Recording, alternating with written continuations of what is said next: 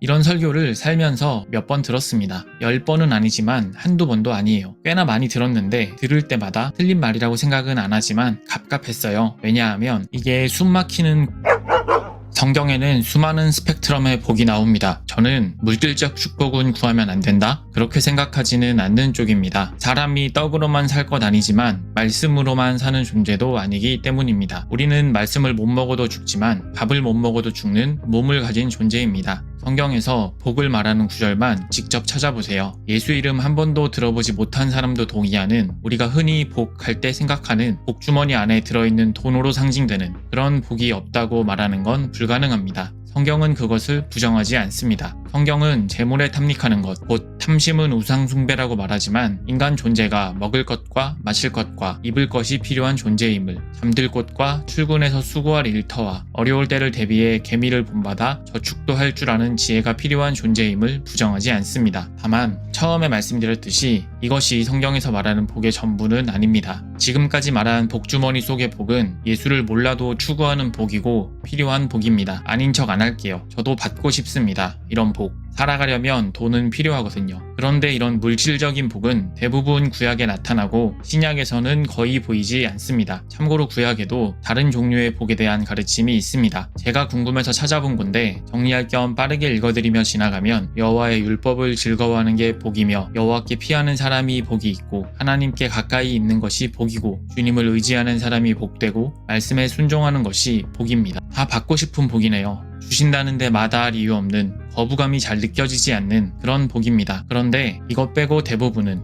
우리가 이해하는 물질적인 복, 복주머니 속의 복을 구약은 말하고 있는 것으로 보입니다. 그래서 누가복음 16장에서 그 유명한 재물과 하나님을 겸하여 섬길 수 없다는 예수님의 직설적인 가르침을 들은 바리새인들은 예수님을 비웃었습니다. 예수가 오기 전 인간이 하나님을 이해하는 수준에서는 오로지 물질적인 복이 전부였고, 그래서 바리새인들은 돈을 좋아하는 사람들이었습니다. 하나님이 어떤 인간을 사랑하는 증거가 곧 돈이라고 생각했으니까요. 그런데 인류 역사의 한 시점에서 태초에 천지를 창조하신 하나님 그분이자 하나님의 독생자가 사람이 되셔서 우리가 보고 듣고 만질 수 있는 존재로 왔고, 그 예수님이 자신을 따라 산으로 올라온 수많은 사람들에게 선포하신 복은 듣도 보도 못한 어이가 없는 그딴 복은 필요 없으니 나는 주지 마세요 싶은 것들로만 구성되어 있었습니다. 산상수훈의 팔복입니다. 여러분은 이 중에 어느 것이 가장 받기 싫으신가요? 마음이 가난한 사람, 슬퍼하는 사람, 온유한 사람, 의에 줄이고 목마른 사람, 자비한 사람, 마음이 깨끗한 사람, 평화를 이루는 사람, 의를 위하여 박해받는 사람. 저는 딴 건 그래도 괜찮은데 솔직히 말해서 의를 위하여 박해받는 복은 받기 싫어요. 구현할 필요도 없겠죠. 아무리 주님을 위한 거라지만 박해는 가능하면 안 받고 싶잖아요. 피하고 싶잖아요. 마조이스트도 아니고 솔직히 그래요. 솔직히. 그리고 어쩌면 그것보다 더 싫은 것이 저는 있는데 온유한 사람이 되는 복은 별로 받고 싶지 않습니다. 왜곡된 사회, 그러니까 일그러진 사람들이 높은 비율인 곳에서 살수록 온유한 사람은 왠지 호구 잡히고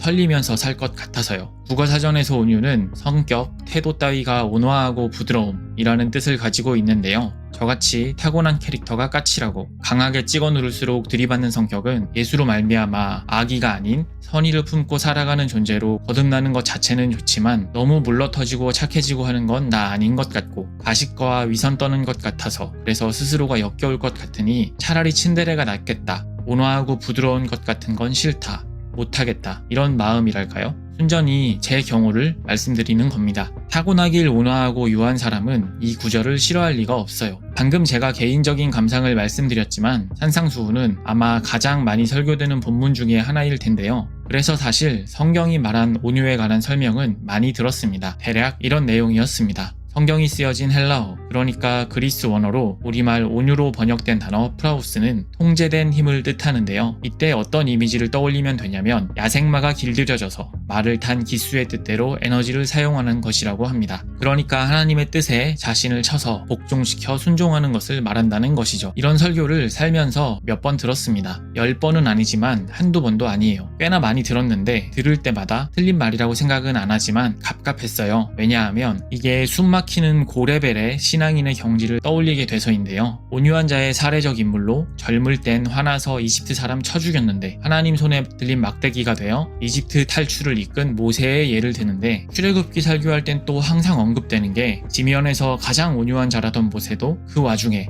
화가 뻗쳐서 바위를 막대기로 쳤다고. 그러니까 지 승질대로 해가지고 가나 못 들어갔다고 그러잖아요. 지면에서 가장 온유했던 인간으로 성경이 평가하는 모세도 못하는 건데 숨이 막히죠, 당연히. 예수 믿는다고 마법처럼 한순간에 내 모든 성품이 변화되는 건 기독교 역사상 몇 명 정도한테는 일어난 사례인 것 같긴 한데 나를 포함한 대부분에게는 일어나지 않는 것이 확실해 보이니까요. 온유한 자가 복이 있다. 아이고, 나는 이 복은 싫다. 못 받겠다. 이런 느낌. 성경 단어 사전이나 주석, 해설서, 설교집 등을 옆에 두고 궁금할 때마다 들춰서 읽는 게 아닌 한 성경을 읽으면서 이런 어려움은 계속 발생하는데요. 기본적으로 성경은 번역을 거쳐 전파된 책이고 또 같은 한국어라도 단어의 의미가 시대를 거치며 변화하게 마련이기 때문입니다. 제가 말씀을 읽고 생각을 이어갔던 부분처럼 언어에서 단어가 말하는 바를 이해한 다음에도 여전히 해소되지 않는 갑갑함이 있을 수 있습니다. 한국어 온유가 의미하는 바와 그리스어 프라우스가 의미하는 것의 차이를 기반으로 하는 설명이 1차적 해설, 직역적 해설이라면 읽는 이의 이해를 위해 성경 전체를 통섭하는 신학적 배경 하에 여기에서 말하는 온유한 사람의 의미를 풀어서 해설해 줄 수 있을 텐데요. 이를 제 임의대로 의역적 해설 이라고 잠시 이름 붙여보겠습니다. 제가 1년째 구독하고 있는 큐티책에서는 오늘 이 본문에서 온유한 사람 부분을 이렇게 설명해 주더라고요. 온유, 고통과 굴욕을 당하고서도 증오와 폭력과 손잡지 않는 사람. 팔복 본문을 처음 읽은 이래로 이후 수많은 설교를 듣거나 책을 읽으면서도 만날 때마다 갑갑했던 부분이 해소가 되는 것만 같은 순간이었습니다. 제가 이해하는 바 성경을 통전적으로 읽고 이해한다면 그렇게 하나님의 의지, 내 뜻이 아니라 아버지의 뜻이 하늘에서와 같이 땅에서도 이루어지게 하소서라고 기도를 배운 그리스도인이 이전에 마음대로 쓰던 힘을 예수께 붙들려 통제된 힘으로 사용할 때 그 모습은 어떠한 것이어야 하는가 하는 질문에 이런 모습이겠구나, 이런 의미겠구나. 노예로 살던 거 꺼내왔더니 고기랑 부추 내놓으라고, 물이 없다고, 또는 너는 지도자 자격이 없다고, 아무튼 우리 잣됐고 죽겠다고, 물에 빠진 놈 건져줬더니 보따리 내놓으라는 별놈의 모욕적인 소리를 듣던 모세가 온유한 사람이었다는 게 무슨 뜻인지, 어떤 모습이었을지도 통합되며 머릿속에서 정리하고 이해할 수 있었습니다. 그렇게 자신을 향해 쏟아지는 고통과 굴욕을 당하면서도 증오에 자신을 내주지 않고 폭력으로 통치하지 않았던 게 모세고, 이스라엘 역사 내내 칭송받는 왕 다윗이었고 예수님이었고, 예수님이 말한 나를 따르는 제자도 이래야 한다고, 원수를 사랑하라고, 저주하는 자를 축복하고 모욕하는 자를 위해 기도하라고 하셨던 그런 모습이 온유였습니다. 그래서 사실 오늘 영상은 팔복 큐티하고 좋아서 나눔하는 것 같지만 큐티책 추천하려고 시작한 영상입니다. 광고는 아니에요. 2,000명도 안 되는 유튜브 채널에 광고 줄 만한 마케팅 비용 있는 기독교 출판사는 없고 20만 명이어도 많지 않을 겁니다. 대한민국 출판 산업은 대표적인 사양 산업이고 기독교 서적은 앞서 말씀드린 구약적 복, 다니엘, 요셉, 솔로몬 같은 이야기 아니면 사람들이 많이 사보지 않습니다. 그냥 제가 오늘 아침에 큐티를 하다가 너무 좋아서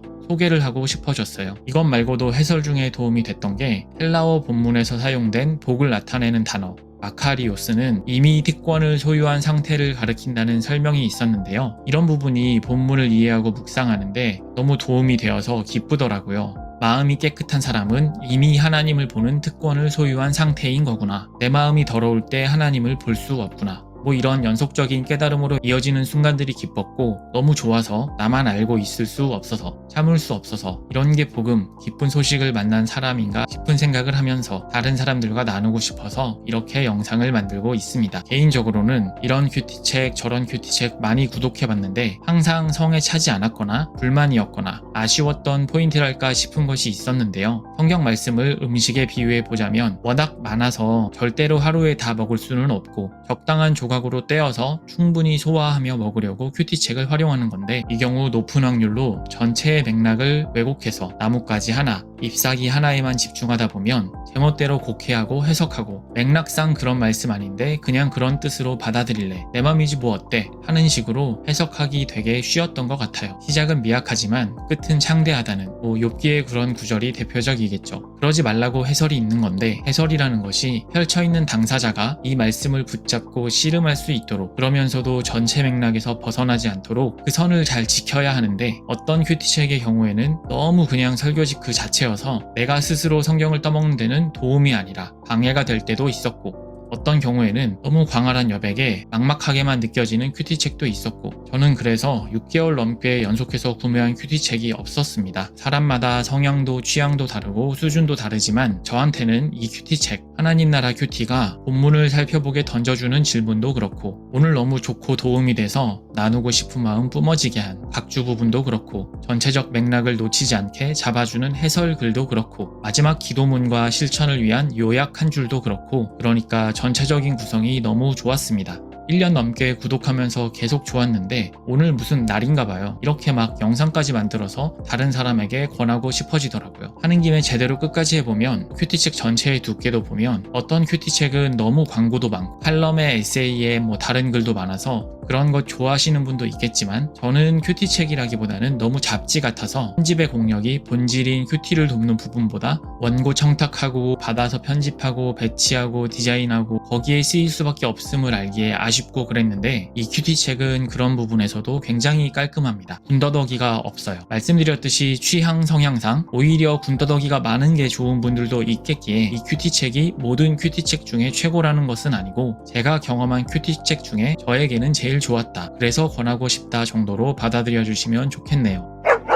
처음에는 간략하게 수련회 갔을 때 큐티 나눔 하는 느낌으로만 나누려고 했는데, 마음이 움직인 김에 성경에서 말하는 복은 뭐가 있지? 전부 한번 훑어보며 제 생각도 정리하고 싶어져서 분량이 많이 늘어났습니다. 종이책은 온라인 대형 서점에서는 안 팔아서 정기 구독하시기 전에 각 권을 배송비 붙여서 사긴 좀 어려움이 있을 것 같고, 리디북스 같은 전자책으로 자신에게 맞는지 단권을 구매해서 살펴보시길 추천드릴게요. 판매 링크는 댓글에 남겨놓겠습니다. 다시 말씀드리지만 앞 광고도 뒷 광고도 아닙니다. 다시 큐티 나눔 모드로 돌아가서 오늘 결론은요, 온유한 사람, 고통과 굴욕을 당하고서도 증오와 폭력에 사로잡히지 않는 사람, 그런 존재가 되는 것은 달갑지 않고 쓰디쓰겠고 고통스럽겠지만 그럼에도 불구하고 참으로 복되다 하는 것입니다. 그렇게 예수님을 닮은 존재가 되는 것, 제자라면, 신자라면, 성도라면 정말 구하고 싶은 복 맞는 것 같습니다. 오늘 영상은 여기까지입니다. 감사합니다.